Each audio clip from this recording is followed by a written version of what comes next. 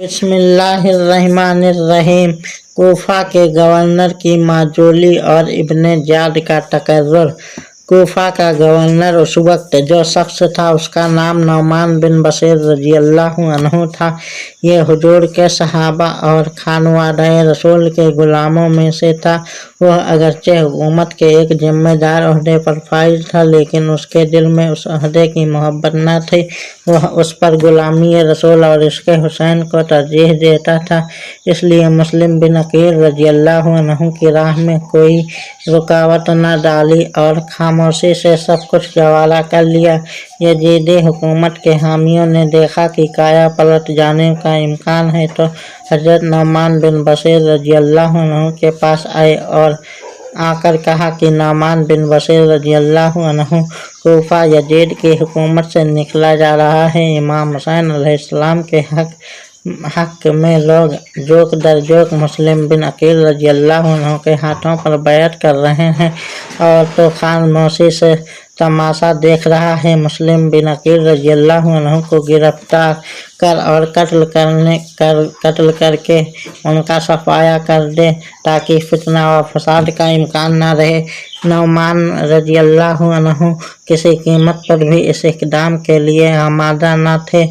उन्होंने टालने की कोशिश की। फरमाया, मुस्लिम बिन अकील रज़ियल्लाहु अन्हु ने चूँकि बैयत खुफिया ली है, तो ये मुनासिब नहीं कि अलल ऐलान उन्हें गिरफ्तार करूँ। मैं भी खुफिया तौर पर कुछ इक़दाम करूँगा। लोग समझ गए कि खानवादाए रसूल के खिलाफ इस गुलामी और मोहब्बत रसूल के रिश्ते से कोई इक़दाम करने पर तैयार नहीं है। यजीदी हुकूमत के हामियों का ये वफ़द यजीद के पास पहुँचा और उसको सूरत हाल से आगाह किया और कहा कि नुमान बिन बशीर रज़ियल्लाहु अन्हु कतान तेरी हुकूमत के मफादात के तहफ़्फ़ुज़ पर आमादा नहीं है। इमाम हुसैन अलैहिस्सलाम की आमद है और लोग मुस्लिम बिन अकील रज़ियल्लाहु अन्हु के हाथों पर जोक दर जोक बैत कर रहे हैं। कूफा और बसरा भी तेरे इक़्तिदार से निकल जाने को है, तो फ़ौरन उसके लिए कोई बंदोबस्त कर। यजीद ने अपने एक खानदानी गुलाम को बुलाया। ये अमीर मुआविया का मुअतमद गुलाम था। यजीद ने उसके गोद में परवरिश पाई थी और ये उसी के खानदान का राजदार था। उस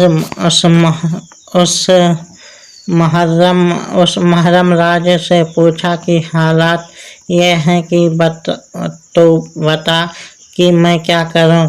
उसने कहा, ये दुरुस्त है कि तो ज़ियाद बिन अबू सुफियान को अच्छा नहीं समझता।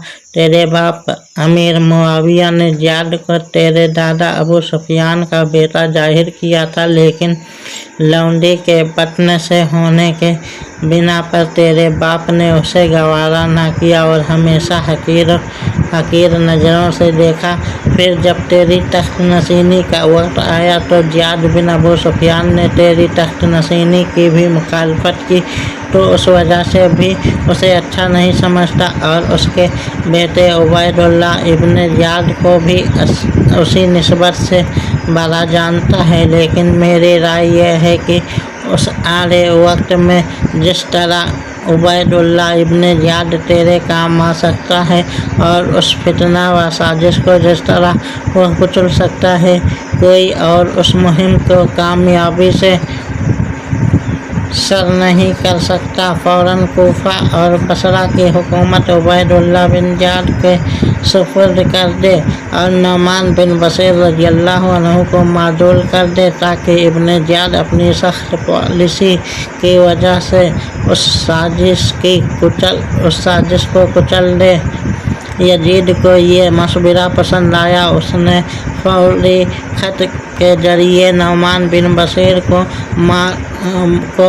माजूल कर दिया और उबैदुल्लाह बिन ज़ियाद को गवर्नर नामज़द कर दिया।